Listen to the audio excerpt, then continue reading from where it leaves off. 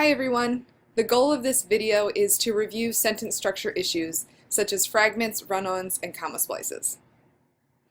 The first thing I'd like to talk about are fragments. So if you think about a fragment of a bowl or a fragment of a cup or something, a little piece of something, a fragment of glass, use that clue to help you remember the rules for this, because when you have a fragment in your sentence, it means that you are missing something.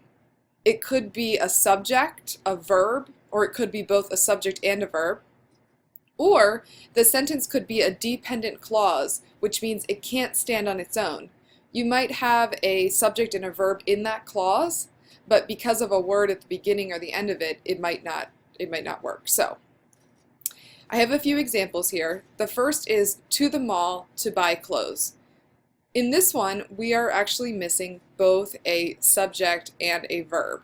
So this phrase right here, to the mall, is a prepositional phrase. So the subject and verb won't appear in that. And you might be tricked into thinking this is the verb, to buy. But this is actually an infinitive, and the verb of a sentence will never be present in an infinitive construction. So whenever you have to plus a verb, that won't act as the main verb of the sentence. So if you would fix it, you could say something like, she went, subject verb, to the mall to buy clothes. In this one, ran to the store, we are missing a subject. We have a verb here, followed by a prepositional phrase, and we're just missing who ran to the store.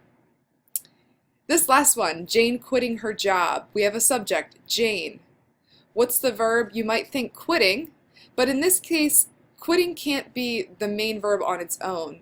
We would need a helping verb inserted between Jane and quitting for this to be a complete sentence. So something like Jane is quitting her job. How to fix a fragment? There are two main ways. The first way is to add a subject, verb, or both. So if it's ran to the store, we're missing a subject, add a subject, the sentence stands on its own. The other thing you can do is attach it to an independent clause or make it independent. So if you have these sentences beside each other, Omar is driving to the mall to buy clothes.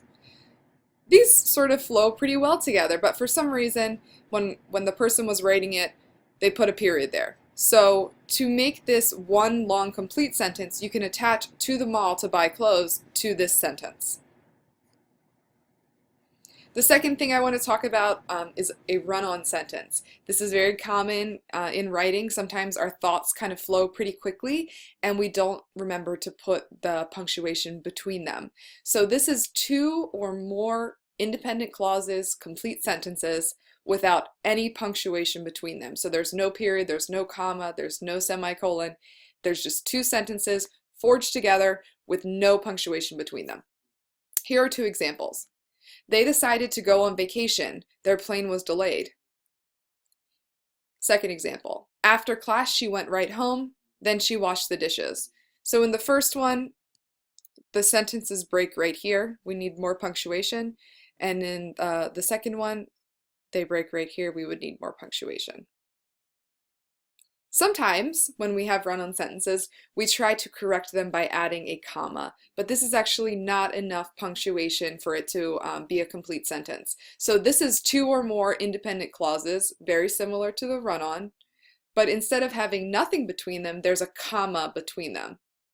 So same sentences, you can see I've placed a comma here, but that is not enough punctuation to signal the end of one thought and the beginning of another. So we need something stronger. When we're fixing them, there are a few ways to do it. One way is to just add a period and capitalize the next sentence. So you'll see the example under the first one. They decided to go on vacation, period. Their plane was delayed. That's fine. Another way you can do it is add a comma and a fanboy's word. They decided to go on vacation, comma, but their plane was delayed. Fanboy's words, if you haven't used them before, are for, and, nor, but, or, yet, and so.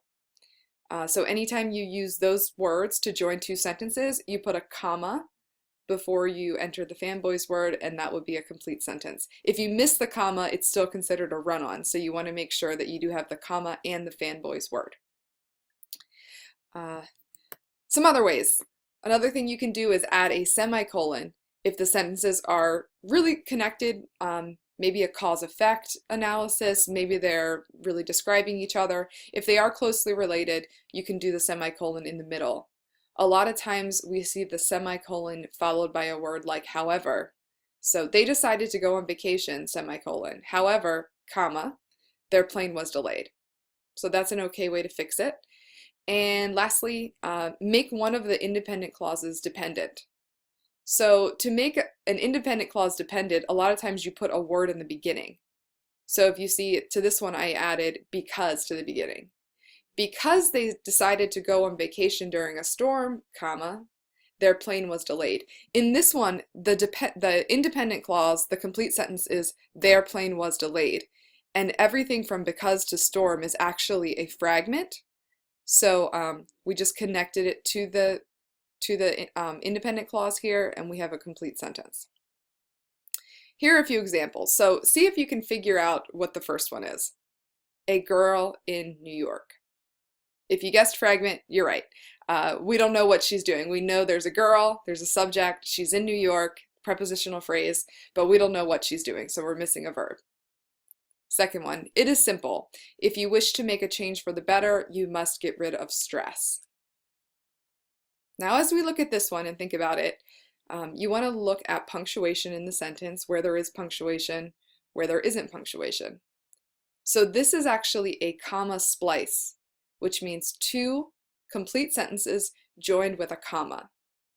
In this case, which comma would be the one that is a mistake? So we have to think about that a little bit. If you guessed this first comma after simple, you're right. So it is simple is actually a complete sentence. Subject it, verb is, simple describing it. So we can put a period here. Now if you guessed this one, we just need to look at this sentence a little bit.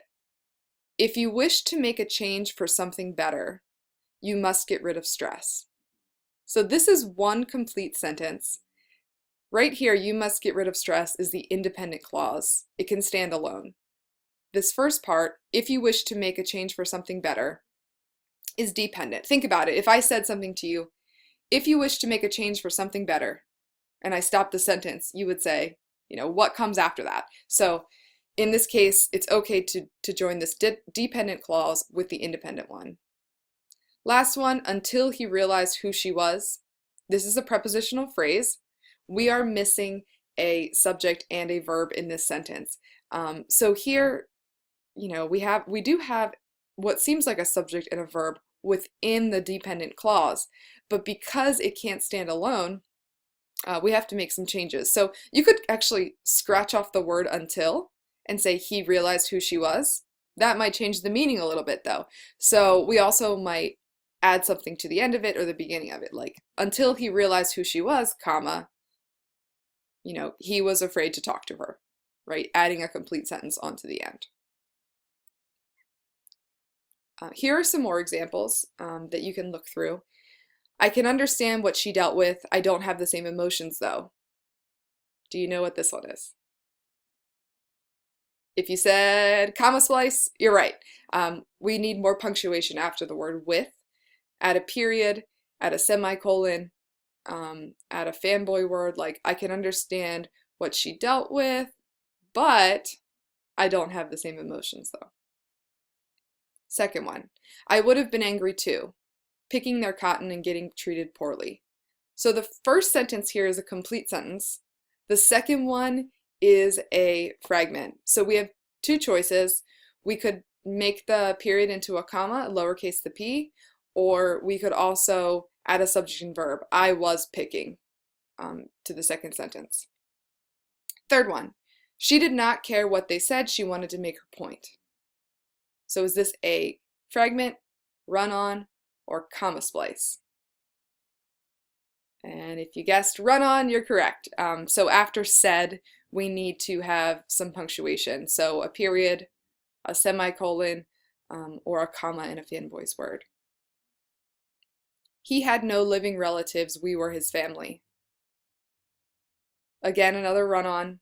We need punctuation between relatives and we.